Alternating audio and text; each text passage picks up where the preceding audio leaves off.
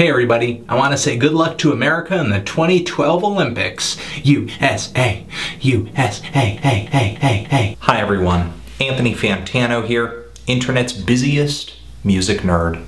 And it's time for a review. Rick Ross, God Forgives, I Don't. This is the latest full-length LP from Florida gangster rapper Rick Ross. He's been at it since the early 2000s, it seems. He's put out a handful of albums since, and the most popular of all of them so far has been his last album that he put out a couple years ago, Teflon Don, which really rocketed him to a new level of popularity and helped him establish the new MAYBACH music group Rap Clique that he currently runs with. Right now, up there with Young Money and good music, MAYBACH is one of the three most powerful, I guess, movements, you could say, in hip-hop right now. Now, as far as Ross's instrumental style, the beats that he rides on typically in his songs, he can switch back and forth pretty easily from these really glitzy, glamorous beats that may sample a lot of smooth jazz or R&B, and he does pretty well on these like southern-style trunk-knocking trap beats too. He throws out a lot of basic flows, a lot of basic rhymes, relies more on the huskiness of his voice to get his point across, and for the most part it works, but still, album after album, that lack of great storytelling and lyricism kind of continues to haunt him with hip-hop fans and critics. He really does tend to be one of those guys that when you hear him, it's cool, but when you listen to him, it tends to get a little shaky. And I would say that honestly, from Teflon Don, not a lot has changed with Ross on this new album. Other than that, you know, things maybe seem to be a little bit more glamorous. He's backed up a bit more by people who are affiliated with MAYBACH. He continues to work the gangster rap tag on this new album, but does not approach it as usual from the point of view of a street thug. Ross likes to throw out a lot of money raps, a lot of narratives about major drug deals and organized crime circuits at which he sits at the top. It's got kind of a mafioso flavor to it that you could liken back to albums such as Raekwon's Only Built for Cuban Links, Jay-Z's Reasonable Doubt, American Gangster, and of course, one of my favorite albums in this subgenre of gangster rap, Ghostface Killah's Fish Scale. In my opinion, Rick Ross is the least interesting rapper right now to be approaching gangster rap at this angle. According to the pictures and the stories that he paints, being a drug lord is incredibly boring. And that's because Ross's descriptions and his stories never have any tension, progression, or depth. Imagine Scarface, the movie Scarface. Imagine that movie edited down to only the scenes where Al Pacino is rich, getting laid, doing well, partying, and getting coked up. And it's just 2 hours of that, and then it ends. And that's it. If you subtract all the moments where Al's character is coming to power and falling off his throne, you get a boring movie, and you get a boring character. And when you repeat the strategy here, you get a boring album. On this LP, Ross really has nothing else to talk about other than how on top he is, and he does it so lazily you kind of have to wonder, how did he get on top in the first place? On the opening track on here, Pirates, Ross kind of paints himself as being this ruthless, drug-dealing mobster. He leads a life of crime and yet is kind of conflicted with his personal religious beliefs. He painted this same portrait on Teflon Don. I like the heavy beat on this track. I like the moody horns on the song too. Overall, it's a pretty great track. It's a good self-portrait of Ross's character, but where does he go from here? The track 3 Kings featuring Dr. Dre and Jay-Z comes right after, and it's just like one bad verse after another. Dr. Dre plugs his headphone line twice.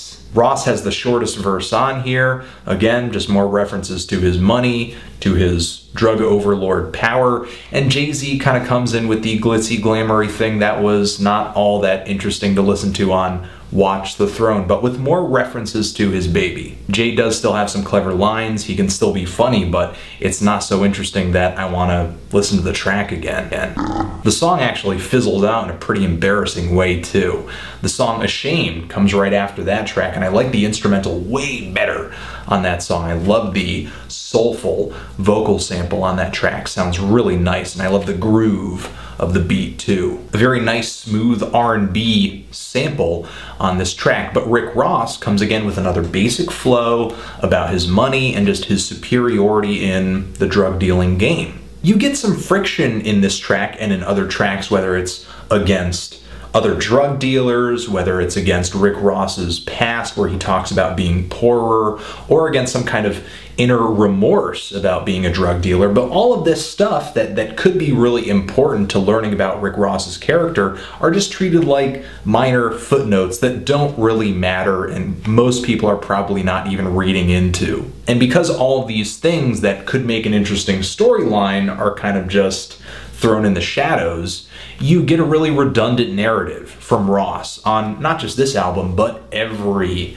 album. At this point, the album is kind of teetering for me, and Ross really starts to close the coffin up on Maybach Music 4, where there is a whack R&B hook on the song, and right after that, 16 comes with a pretty underwhelming Andre 3000 verse, and the worst guitar solo on any album of 2012, closing the song out. And to go further into the track 16, there is an intro on the song where Ross is, I don't know, talking about having difficulty, just like depicting his life, depicting the reality of it, fitting it into 16 bars. He just kind of gives me the impression that he's gonna tell me something really real and just really get something off of his chest. And I hate moments where Ross breaks the fourth wall like that, because let's be honest, there's nothing real about Rick Ross's character. He's not a drug kingpin,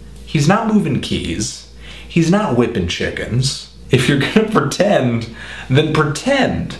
Don't act like it's real. There are just so many moments where this album is so delusional, I can barely stand it. After this point in the album, tracks like Hold Me Back and 9/11 take a more southern flavor with the instrumentals, and man, 9/11 lost me, and Hold Me Back was just annoyingly repetitive. D-ho, wanna hold me back. He's just trying to reach this waka level of intensity, and he doesn't sound all that good doing it.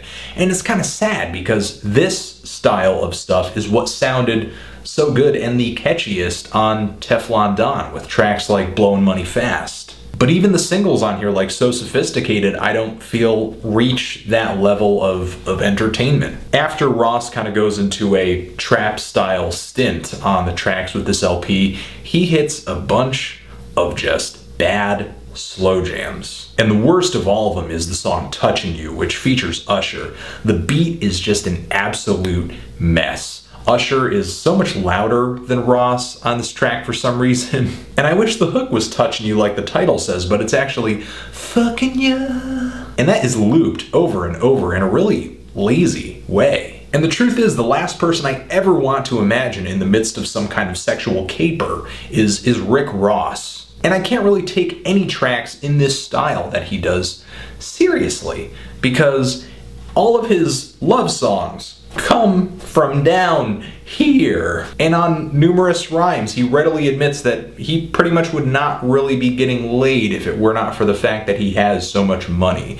And who wants to be that guy? The final track on here, the Justice League produced 10 Jesus Pieces, I feel like is one of the better songs on this LP. It's a good closer. Stalley is on the last verse. It's a decent track if I don't really, I guess, analyze the shallowness of it, and Ross rapping about blood diamonds being in his chains. It's kind of weird because the song does sound pretty good because Ross does feel impassioned on the track, but it's just weird that you have to have him put a song about his chains on an album for him to really sound like he's putting a good vibe together. I love the smooth sax solos on that instrumental. I love the way the kick drum on that instrumental grooves, but everything that came before is just so unforgettably There are some hits here and there on this LP, but for the most part, this album is just boring flows, uninspired fantasies, the same old story from Ross, told with the same shallowness and lack of detail as he tells a series of stories about the money he doesn't make from all of the drugs he doesn't move. I know Rick Ross is not making smart music. I know he's not trying to.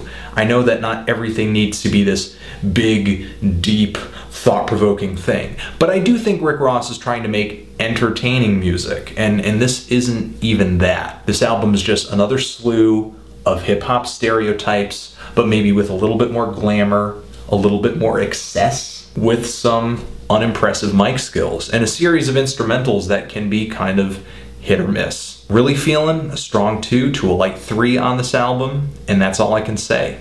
What did you guys think of it? Did you love it? Did you hate it? Why? And what should I review next? Remember, the good comment and the great rate, but only the strong subscribe. Anthony Fantano, Rick Ross, forever.